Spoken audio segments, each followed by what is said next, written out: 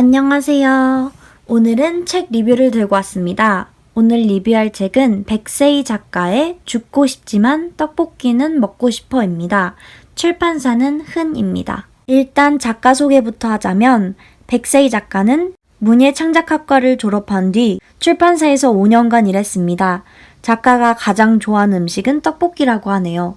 이 책의 줄거리는 바로 이 작가의 우울증 상담 일지라고 할 수 있습니다.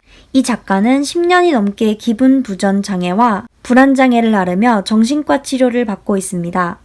일단 불안 장애는 아는데 기분 부전 장애가 생소하신 분들도 많으실 텐데요.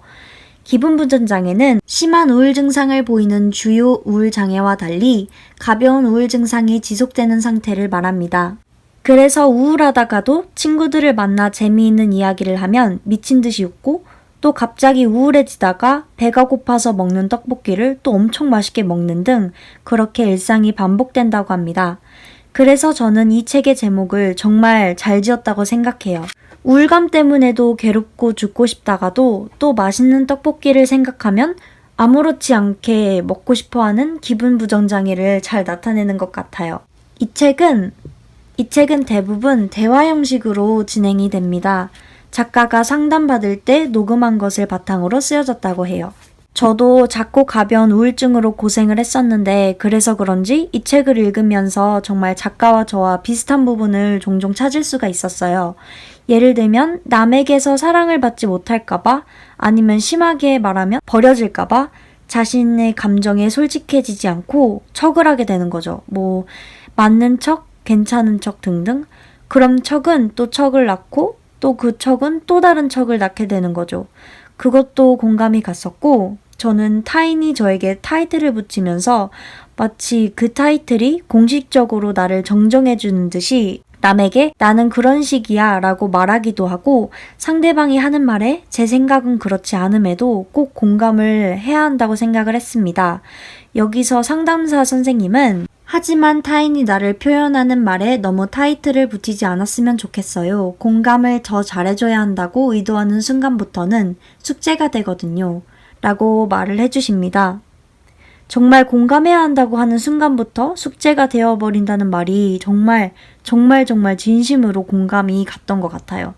마치 공감 가는 말을 해주려고 머리를 쥐어짜는 제 자신이 떠올랐습니다. 그리고 제가 예전에 리뷰했던 심리학 책인 너 이런 심리법칙 알아? 에서 고슴도치 딜레마를 설명해드리기도 했었는데 여기서도 나오더라고요.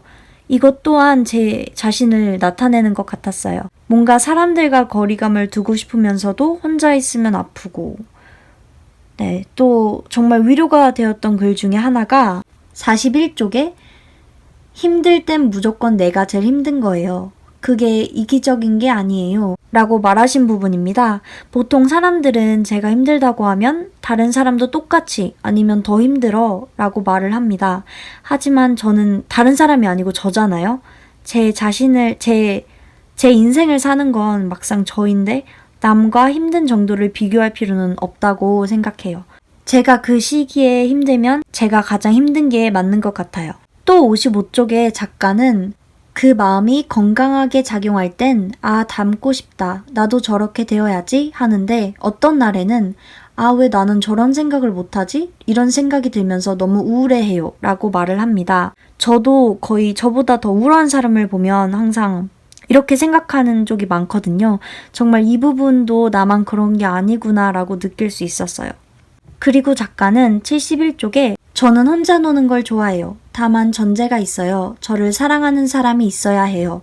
제 안부를 묻는 사람이 있어야만 혼자 놀 수 있는 거죠. 라고 말을 합니다. 근데 이게 정말 저랑 너무 똑같아요. 저도 항상 혼자 있는 것을 즐긴다고 사람들한테는 말해요.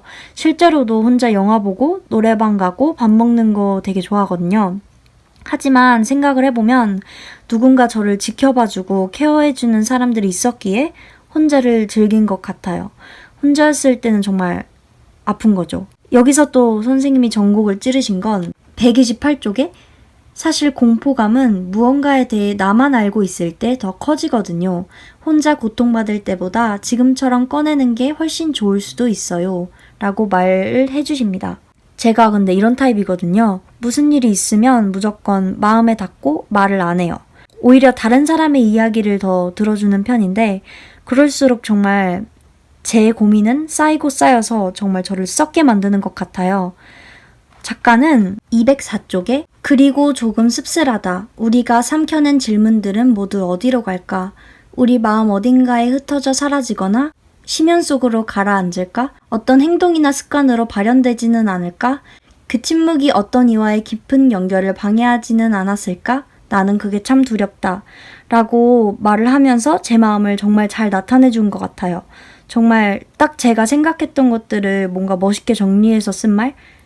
그리고 또 178쪽에 작가가 책을 읽는 이유가 제가 책을 읽는 이유와 같았어요. 그럴 때 책을 읽는다. 해결할 수 없는 감정을 타인에게 끝없이 털어놓는 것만큼 고문도 없다. 나나 상대에게 모두 의미 없는 감정 소모의 되풀이가 될 뿐이다. 하지만 책은 다르다.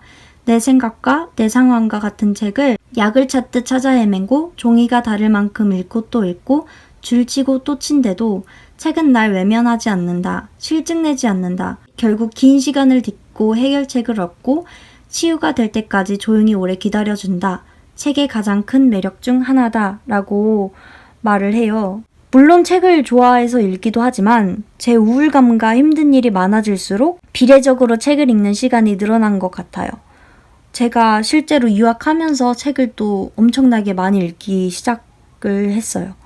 책으로 도피하는 것처럼. 왜냐면은 책이 가만히 있어도 알아서 이야기가 잘 풀어주니까. 그게 너무 좋은 거예요. 현실 도피처럼 읽는 거죠. 이 책에서 말하기를 155쪽에 괜찮아, 그늘이 없는 사람은 빛을 이해할 수 없어 라고 말하는데 이 구절이 정말 위로가 되었어요. 또 153쪽에 우리가 물에 빠져도 발이 땅에 닿으면 안심하잖아요. 딛고 올라갈 수 있으니까요. 하지만 바닥이 어딘지 모른다면 공포감이 어마어마하겠죠? 아예 바닥을 쳐보는 것도 좋아요. 이 부분도 너무너무 위로가 됐어요. 그러니까 바닥까지 가도 괜찮다는 거? 바닥을 딛고 발차기를 해서 올라갈 수 있으니까 바닥도 밟아보는 것도 괜찮다는 거. 정말 이거는 명언인 것 같아요. 이 책을 정말 우울감을 조금이라도 경험했던 분들이나 경험하시고 계신 모든 분들께 추천해드리고 싶어요.